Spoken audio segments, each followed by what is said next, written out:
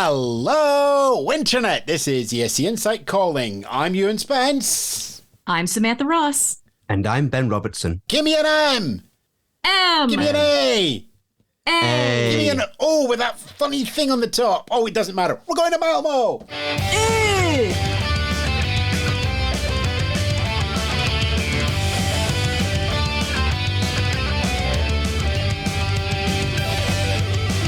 Yes, it's a very, very quick turnaround podcast. We're going to talk about host cities and Eurovision next year and where we can all stay. That'll do. Yes, good afternoon, good morning, good evening. The news has broken. A new day has dawned for the Eurovision Song Contest.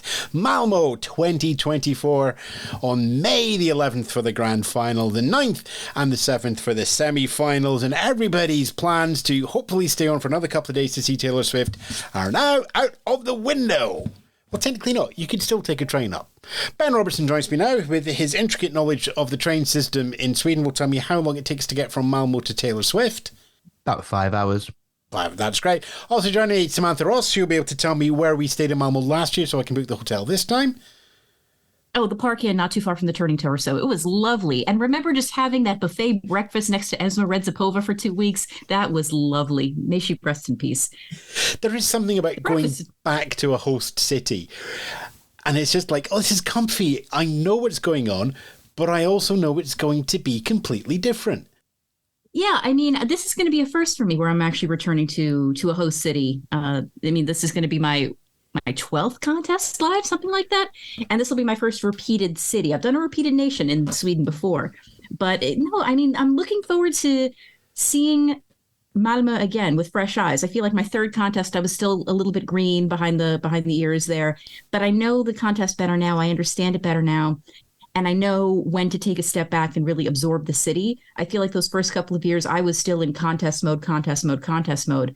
But now I feel like I can kind of wrap my arms around a host city a little bit more effectively now. And I'm really looking forward to doing that with Malmö, a city that I found lovely and charming and away from the hustle bustle of a major capital. Actually, interesting point that I saw made on one of the social medias earlier today. This is now the 5th contest in a row that is not being held in a national capital. Which is one that I'm sure will come up in a quiz at some point in the future. One of the things I'm looking forward to is actually travelling again.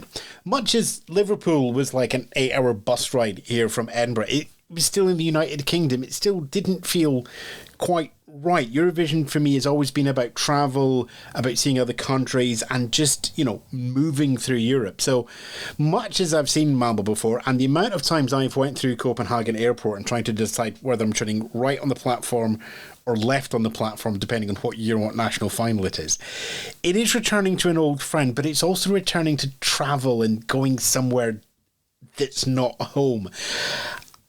And Ben, are you going to have that or not have that this year? We've had quite a few hours away now, and I mean, Sam mentioned there about we're coming to a capital city, but of course Copenhagen is just across the Öresund. So in a sense, there it is a definitely a different region you think about. But yeah, I'm probably quite unique in the sense of having a UK contest last year, now a Swedish contest. I mean, I also go to Malmo for Melfest. So I know these Swedish cities quite well. And yeah, Malmö is a known quantity to SVT, to the EBU, to the Eurovision community as a whole. So it's going to, right now, it feels like it's going to be quite a comfy contest. But let's go with one of the questions that we're going to have. They are hosting. Why are we going to Malmö?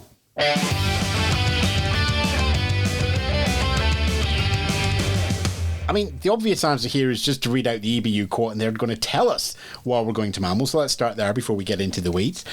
Malmö's commitment to diversity, inclusivity and innovation aligns perfectly with the spirit of the competition. Furthermore, its compact size and well-developed transport infrastructure means everyone involved in the contest, including delegations, media and fans, will be able to navigate the city easily. Its commitment to sustainability and green initiatives also aligns perfectly with their own values, making it an ideal host city for the 68th Eurovision Song Contest. Eddie Reader out there will be sending an invoice for the amount of times you've quoted perfect there, but I think that's a good place to start. Ben, what catches your eye and why Malmo's won the hosting? The thing out of what's been said there is there's also a little bit of this word compact. It's a bit like the estate agent using cozy, isn't it? But lots of what was said for Liverpool was that unique village feel of the contest was a real positive. That is definitely far easier to do in a place like Malmo, which is Sweden's third city. Obviously, it's had the contest before, but it fits because it has a very good arena, great transport links there, and this ability to move around the town seamlessly. It's that keenness there, which means it's a very easy Eurovision to organise. If I think about the other bids, they've been more complex suggestions that have been put forward at SVT, and this here, if you look at a commitment to sustainability, this is the option of all of them by far. Yeah, something that struck me about the contest in Malmo was just how seamless it seemed. And, Ewan and I, we stayed at a hotel that was a little bit away from the trains. But once you were on a train or on a public bus, it was very, very easy to get to the arena. They opened up the press center officially in the second week for us, which I suppose is a portent of things to come eventually. But when they did, the Malmö Masan was a very, very lovely press area. There was a shopping mall right across the way. There was a train link literally like right by the arena. It was very, very easy to get to, very seamless. The access to the Euro Club, which was in the slaughterhouses we all know that year, was also very easy because it was in the central area of the city. I think correct me if I'm wrong, that may have been the first year that they incorporated the Euro Fan Cafe into the extent that they did, which was a big step, made it very, very friendly. At least that was the early one that I do remember. And it seemed like a very homey contest, honestly. It was just easy to run. It felt comfortable, even in a city where I'd never been before. It just seemed comfortable. There were hitches, of course. Like I said, they didn't open the press center until week 2. They had us all in what would eventually be the Euro Club in week 1, which, again, possible portent of things to come. But all in all, it just felt comfy. And maybe just being away from a massive metropolis kind of lent itself to that. In terms of that press split, which I'm sure is going to be talked about a lot, even though in the first week we weren't on site next to the stadium, we still had the feeds coming in, we still had a press centre, we still had the artists coming in to do press conferences. We had wonderful speed dating where everybody got 2 minutes on the clock and was rapidly moved on when their time ran out. Yeah, there's lots of options. There's lots of things that happen. We also have to remember it's 10 years ago and lots of things have changed. Different decisions can be made. It's going to be a fun ride to go through. But my overriding memory of Malmö and what I think will shine through, and I think it's also going to be a key part of the bid, is Eurovision is not going to get lost in the city. Everywhere you looked in Liverpool, you saw Eurovision. Now, part of that was the compactness, part of that was the culture of the city, part of that was some smart ideas where they allowed the Eurovision logo to be printed out officially and used in a business if they were even remotely connected to doing stuff in Liverpool. So the branding was absolutely everywhere. I don't think you would have got that in Stockholm. You might have got that in a region of Stockholm, but you wouldn't have got that over everything. And Malmo had a lot in 2013, and I think that will only build now. So, yeah, it's just going to be the sense of, yeah, we know this is a song contest, but there's always this sort of, well, maybe we want it to be bigger, like the Olympics or European Championship or a big sporting event. And I think Malmö's going to really help that happen. I would actually flip that to the opposite. Malmö would actually help Eurovision to find its right place to downscale appropriately. Because there's always a space race that goes on within the Eurovision Song Contest to try and outcompete what's been done before. Malmö's bid won't do that. There has been some comments in the press release about how some things in the city have been stepped up from where they were in 2013. But I'm not expecting Malmö to host a Eurovision that is going to be legacy changing. Malmö's hosting in 2013 was the cheapest hosting of a contest in a very long time, after Baku, after Dusseldorf, after Oslo, after Moscow. And before Copenhagen. Very much before that one. what you're going to get here is a Eurovision that works. And you're going to get the atmosphere of a Eurovision that works. I don't think you're going to be getting the grand spectacle of things, and nor should we. I don't think that is the point, because we have been very lucky in recent years with which nations have hosted Eurovision Song Contest, in the sense of that there's been 4 different bids here from Sweden, and we have that luxury of a rich European nation with a plethora of arenas that can just go, Malmo, go ahead, do it again. That might not be the case next year, and there's a point I always feel in hosting about making sure you do it in a way that leaves it possible for next year to shine as well, when we could end up in the farthest reaches, well away from train journeys for me, for the Eurovision Song Contest, and that's important. Yeah, I mean, there's no real need to reinvent the wheel every single time. And I think, Ben, you make a really, really good point. The fact that you want to put on a good show, of course. And we know that SVT will put on a decent show, no matter where it is.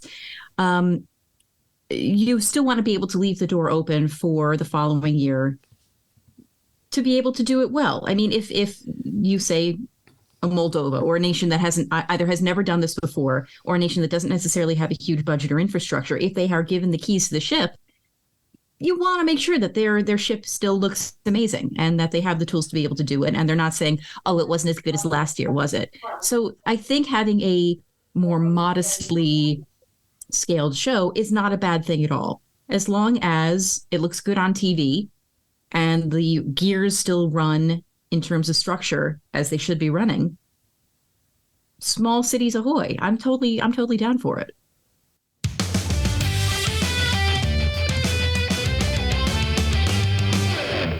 And of course, with a winner, we have everybody who finished in 2nd, 3rd and 4th place as well. So, I mean, is it worth asking why the other host cities didn't win? Because if Malmo's going to cast a strong light on a small contest, a modest, and making sure you can continue, it's probably worth discussing why other places didn't quite work. And I suppose, Ben, the obvious question I'm going to bring to you, is it just because Taylor Swift is playing Friends that we're not going to Stockholm? We don't really know, actually. Taylor Swift will be at Friends Arena the week after the Eurovision Song Contest. How much time and negotiations that will take, I don't actually know. And actually, one thing very different about this Eurovision bidding circus compared to last year is that there's been very little information that's gone out about all of the bids. You've had one statement from each of the city councils, and otherwise information's been leaked about anything else rather than through official sources. So we understand that Stockholm's bid proposal was to have a temporary structure in the port of Frihamnen, which is fairly close to city centre. Now, was Friends Arena also a part of it as a possible other option? We don't actually really know. Those things haven't actually come out to the public to know what the proposal was. We do know when Loreen won, that press release in May was a joint press release from the city of Solna, where Friends Arena is, and the city of Stockholm. And no, it's been Stockholm afterwards that's been pushing it. Whether that's been backlash from football supporters, of course you need the football team to leave for at least 6 weeks for a Eurovision Song Contest, or it's been from having this new concept, or whether it be from Taylor Swift, we don't know. We don't know. And it's also worth reminding, we'll stay with the Taylor Swift one very briefly, is these big halls, the Malmö Arena, Friends, wherever you want to go, are booked up years in advance for the big ticket items. The Eras Tour will have been on the books long before the date was actually announced. And one of Eurovision's issues is you do not have long to prep and get ready and put this contest on. You can't put down, oh, we're just going to hold Malmö Arena just in case. You can't. You've got to win first and then get it. And you have a very short window to try and get the logistics of getting a venue. Now, whether that's you hope it's free for the sort of 6 weeks before and week and a half, 2 weeks after, or whether you have to ask Andre Rieu if he wouldn't mind moving to another arena in Denmark. This is difficult. Stockholm was planning from March, just to make that very clear. We had a little bit of a look through that one. But yes, there is a scale of Eurovision problem here in that the Eurovision Song Contest is the biggest event on the planet that you only get, I don't know, at best 12 months really to plan for. Anything else bigger than this in terms of its scale and its media coverage, you get far longer to prepare for. So in that sense there, you always have that challenge, and it's going to be the big issue for the big arenas around Europe that do get booked up, 2 years in advance. But that's okay, because as long as you do have this arena, and we do have this Goldilocks, 12 to 15,000 that is genuinely preferred by the EBU for that right balance of scale of what the show should be. We watched the Liverpool show back that was far smaller than that in terms of audience, but the visual production of that worked. And this is, of course, for people like us that will be there, that want to see the community of Eurovision flourish, we want to see that big scale. Myself and many others that did want to Stockholm to host, the reason for that would have been to welcome more people to the community, because Liverpool did have expensive hotels, did have very few tickets available for people that wanted to go. And we want to see more people be able to access the Eurovision Song Contest. But it is a TV show, and it can be a very good TV show wherever it goes. And in terms of communities, Malmö has one huge advantage, I think, over any of the other whole cities, which is it has a spare overflow city just 20 minutes to the west of it, because so much of where people are going to be staying and doing and meeting up, it's going to be in Denmark. Yeah, I mean, I certainly took the venture over the Öresund when I was over there, just to say that I'd been to Denmark, not realizing I was going to be in Denmark the following year. It also created an incredible moment where Emily de Forest's people had a billboard set up outside of the Malmö arena as you were leaving, saying, "Welcome to Copenhagen, host city of Eurovision 2014, 20 kilometers that way," which was probably the ballsiest move I've ever seen a delegation do. Luckily, they could just, roll it up and move it away if they hadn't won.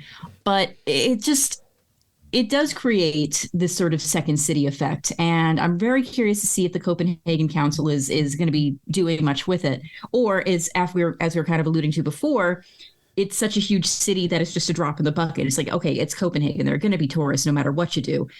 But are they going to be picking up any of the slack, whether in an official capacity or not? Or is there ever any discussion between Malmö and Copenhagen about something like this? Or is it just, it's Malmö, something's happening there, there's going to be a natural overflow? I remember back in 2013, there was joint public transport tickets to go across. So if you were staying in Copenhagen, there would be like a deal for a week to go between the two because of Eurovision. Yes, they do communicate. We may make fun of it up here in Stockholm, but the greater Copenhagen region, so to speak, of course, there's going to be dialogue because there's got to be so many thousands of people using Copenhagen Airport. Mm-hmm. I will. So absolutely, these things will happen. And if there is any country in the world that is good at making sure those discussions happen, it's the Swedes with fika. Oh, yes. We're going to get fika back in the press room. How could I forget fika? Oh, yes. Oh, I love a good fika. And there's the title for the episode if we were doing our podcasts that way. Thank you very much, Sam. For those of you who haven't been in the press room or around the event, it's like the classic everything stops for a cup of tea at 4 p.m. in the United Kingdom when you're on a film set. Everything stops for a little tiny cake around 3:30. It was actually really funny when this happens at Eurovision, because it's actually, we don't do this at Melfest. They just have hot dogs. Don't spoil the illusion, Ben. No, let me have this, Ben. I mean, Malmö did it so perfectly. Once we actually had the press center set up in that second week at the Malmö Masan, they had these lovely tables set up with varieties of these gorgeous pastries, little slices of prinsesstarta and chokladbullar and things like that, and kanelbullar, and it was just, and they had gone through, like, it seemed to be all of the antique shops in town and scoured them all for like little mismatched china tea sets, like little teacups and saucers, all beautifully, charmingly mismatched and just filled to the brim with coffee and tea. And you had your little piece of pastry and your oh God, is it May yet? Is it May yet? And sister, where it's like covered in fondant and marzipan, and it's green and it's covered with, it has chocolate on the two ends. And oh, I want one of those. The vacuum cleaner. Yes, those, the vacuum tubes. Give me an edible vacuum tube stat. Oh, somebody get this out of this. I'm spiraling into a pastry coma. Oh, welcome to the Insight Eurovision podcast with incredibly deep cuts on pastries and cakes and Battenbergs. And it's fair to say that Sam is now very much focused on what she would like to see in Malmo. So, Ben, without mentioning anything that he's baked, what about you? Fried works too. Fried is okay as well. Sam, stop it. Chep, cuckoo. Chep. Oh, now we're going even deeper and deeper and deeper. With a slight tongue-in-cheek, or not, as the case may be. One of the things is, as Ben, as you said there, this bidding process has been very quiet. It's not been about promoting cities as we've seen in the last couple of years. It's just been about where does the show go on. And I suspect that that's going to happen for the next couple of months. We're not going to get too many details. It's going to stay quiet. Oh, we're putting the show on. It's okay. We'll tell you shortly. And so on. We'll have the tickets relatively early. SVT has a lot of corporate knowledge about putting events on inside the arena. But if we do put our let's have some fun hats on, what are you most looking forward to? If we go back to 2013, Malmo's most famous son had a short cameo at the start of that year's grand final. His name is Zlatan. Zlatan. The home of Zlatan. But I thought he was out there playing football and being all sports star and has an incredibly full diary of athletic activities. He's just announced his retirement from professional football after a stint as a Sanremo host. Perfectly. Like, I can't think of anybody more iconic to have such a role. And you know what? It would be must-watch TV if he was there. Who do you pair him up with? Petra, this, Mons, this.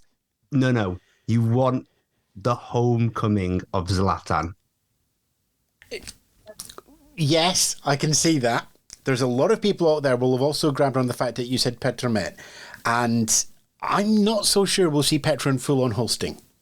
It wouldn't be expected. Petra's been working with the other channels and so forth, so it wouldn't be like, you know, she's been on everything with SVT and is in the circus. That's not the case. There's been plenty of people who've been hosting Melody Festival in recent years, and I expect somebody like that would be involved. Could even be somebody like Sanna Nielsen, who's just been hosting the All Song shows in the summer and just stopped that this year. So plenty of people with a Eurovision connection here in Sweden with hosting backgrounds. You know, that's what we do. But I'm sure at some point we will see Petra on a VT somewhere. I don't think that the Eurovision crew at SVT are going to let that moment pass. And honestly, though, I wouldn't be surprised if, you know, after such a successful hosting with a host in Liverpool that people don't necessarily expect to be a host, Hannah Waddingham was an absolute revelation. I wouldn't be surprised to see if they go a little bit unorthodox as well. I mean, last time we were in Malmö, they had one host. Last time we were in Sweden, they had two. In Liverpool, they had four hosts. So who knows how they're going to go with this. So that progression suggests you're thinking about 8 hosts there, Sam. 1, 2, 4, three shows. 8. Oh, yeah. Yeah. Oh, yeah. 16. Yeah. We can do that. So, is there anything other than Fika that you're looking forward to, Sam? Honestly, some of my favorite memories of Eurovision, whether it's in Malmö or any other city, is just reconnecting with people. And I just remember sitting in a outside cafe in, I want to say the place is called Stora Tor, but I'm knowing my knowledge of Swedish, every city has a Stora Tor or a Lilla Tor or something like that. It's just having a cup of coffee and a fika with friends and having a beautiful sunny day and watching the world just pass me by and just reconnecting with people. As somebody who's so geographically far away from folks, I really relish those moments. Musically, Malmö was the year that brought us Marco Mengoni. That was the year that brought us Alcohol is Free. That was the year that brought us I Feed You My Love. Three songs and artists who I absolutely love. And I can't wait to see what a decade plus brings from there. There are also things that I didn't love about the Malmö experience. The fact that they experimented with the press center not being fully open that first week. There were some definite growing pains where they didn't have screens available in the first day or so, that they had to shunt it off into a cinema space within what would eventually become the Euro Club, with not enough outlets and not enough food or water and drink for everybody. That luckily they were able to pivot and get things better for us and have a really, really wonderful press center in that second week. So I look at Malmö as a wonderful experience with friends, wonderful musically, but also as a contest that they started to shift some of the expectations within the press center. And I'm very curious and cautious about what they're going to do this year. We'll see what happens. For me, it does actually come down to the actual show. And I think it's going to be the competition that happens behind the scenes. The BBC did a lot with the show. The BBC techies made a huge difference, really enjoyed themselves and found the limit that they could push to, and they went beyond, and they brought a contest that is one for the ages. The Interval Act probably dulls that down to stop it being the best contest of all time, but it is certainly one of the most memorable ones. The techies inside SVT are looking at that and going, we can do better than that. And now they've got the bare bone skeleton you're putting on the song contest, and they're going, we're going to do the best contest ever. This happens every year inside broadcasters, wanting to do one better, wanting to push the envelope, wanting to find the edges of what is possible in live broadcasting. The Eurovision Song Contest continues to change and evolve. And yep, there are always going to be people that are wary, changes in how it promotes itself out on the internet through social networks, if we still have social networks still running in May next year, how it communicates, how the fans talk about the contest, how the general public feel about the contest. Those evolutions will continue to happen, but it's the evolution inside the show, the changes, what could stay the same. How do you redefine the show every 12 months and still keep it fresh and exciting? Has been asked 66 times. We're going to ask now for the 67th time at the 68th contest. And it's those changes I'm really looking forward to. How do you make the best song contest on earth after Sanremo better and better and better? And I can't wait to find out. And as we find out, we'll bring that all to you on the podcast and the socials, on the website, all of that with the team here at ESC Insight. Two of them have joined me for this little look at the winning host city. So thanks to Ben Robertson. Thank you, Ewan. And thank you to Samantha Ross. Tack så mycket. And I shall now switch off the Krister signal, and we will come back to you with the regular broadcasts, podcasts and such like over the next few weeks, as we now know where we're going. Malmo. I can't remember what Swedish for guitars is. Is it just the funny line of it's just guitars? Guitar? Yeah, it's close enough. Guitars. This ESC Insight chat over coffee news, looking at Malmo winning, podcast, whatever, hosted by myself, Ewan Spence, with Ben Robertson, Samantha Ross, www.escinsight.com, and support us, patreon.com/ESC Insights.